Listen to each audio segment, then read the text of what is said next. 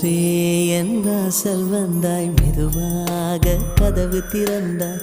காற்றே உன் பேரை கேட்டேன், காதல் என்ற. நேற்று நீ எங்கிருந்தாய் காற்றே, நீ சொல்வாய் என்றேன். சுவாசத்தில் இருந்ததாக சொல்லி சென்றாய். துள்ளி வரும் காற்றே, துள்ளி வரும் காற்றே, தாய்மொழி பேசு. நிலவுள்ள வரையில், நிலமுள்ள வரையில் நெஞ்சினில் வீசு.